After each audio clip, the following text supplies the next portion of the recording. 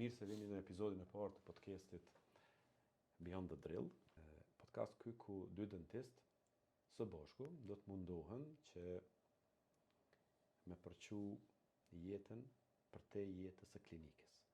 Do të thotë, nuk do të merremi ekskluzivisht me çështje profesionale, mirë do të mundohemi që ta përshkruajmë atë pjesën tjetër të jetës me cilën ballafaqohet një dentist, një stomatolog, specialist, çka do qoftaj. Po mbi të gjithat, para se me hyn tema, po para se me fillu këtë episodin e parë, kisha pas qef me potencu diçka që është shumë e rëndësishme, që ta mërmendja ty diçka me peshë që kishim mujt me bën këtë rast. Këtu nuk besoj që nuk do të me fol për trajtime klinike, receta, edhe nuk do të më jap këshilla mjekësore. Jo, ky është në fakt një vend për biseda reale, biseda të sinqerta, nga përvojat personale, ku do të shkëmbehen mendime, reflektime për gjitha ato gjërat të cilat i përjetojmë e të cilat shpesh herë nuk i themi me zë. Pse mos më shfrytëzuna këtë emision apo këtë podcast që me i shpalos gjitha ato probleme, gjitha ato sfida, gjitha ato telashe dhe halle me cilat ne ballafaqohemi edhe jashtë jetës klinikës. Do më thonë, më shumë do flasim për edukim, për etik, për shëndet mendor, për gjitha sfidat që ballafaqohemi si profesionist, me stres, me presion, po ka edhe plane që nuk na realizohen, ka shpesh plane që nuk na realizohen. Këtë është mirë me që kjo është brumi, që kjo është ajo ideja qendrore e gjithë këtij podcastit, duhet me potencu që gjithçka që dëgjojmë këtu është krejtësisht këndi ynë personal. Mendimet tona. Veç mendimet tona.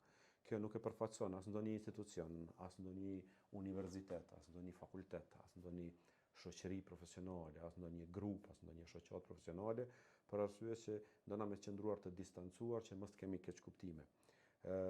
Në podcastin ton do të kemi musafir të ftuar që përmes tyre zbashku të shpërndajmë gjitha ato eksperienca apo përvoja në mënyrë që t'i ndihmojmë një këtë numër kaq të madh të dentistëve që kemi sot edhe komunitetin ton ta ndihmojnë që të reflektojnë pozitivisht edhe pas kryerjes orarit të punës, po.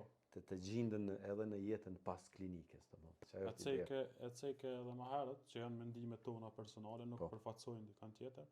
Këtë e kemi menduar si një hapësinë pa gjykime, pa pretendime që i dim gjitha përgjigjet. Një emision ku na mundemi me shpreh shumë mendime reale, me qelë zemrën që thot populli edhe mi tregu gjitha ato probleme me cilat ballafaqohemi, edhe që zbashku me bashkëbiseduesit ton, me provu, me gjetë edhe me përcjell deri te publiku ato më të mirën e mundshme, do thotë.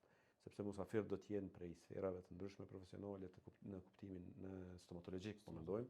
Po kryesisht me personelin shëndetësor, me ata që na çdo ditë punojmë, me ata që na çdo ditë takohemi, diskutojmë, do thotë kjo do të jetë brumi, kjo do të jetë ideja që zbashku me miqtë tonë, me kolegët tonë ta gjejmë një formulë që ta përmirësojmë sa më shumë që mundemi jetën e një stomatologut për te jetës së klinikës. Jetën e klinikë ne e dimë që është. Edhe ideja e podcastit ka ardhur prej biseda gjatë punës që kemi pas ose pas orarit punës. Ndom sterilizimit.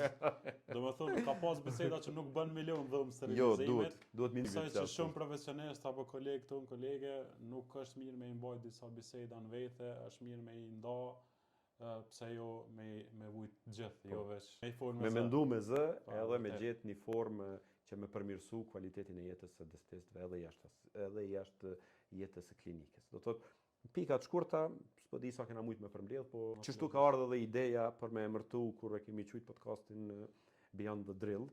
Ajo ka nënkuptuar që ne do të dalim për te jetës profesionale të dentistëve dhe do të diskutojmë edhe për çështje tjera. Na vetëm kena me bëni bisedë njerëzore që e bojmë në një lokal kur dalim me pikë kafe, me përçu mesazhin, me përçu mesazhin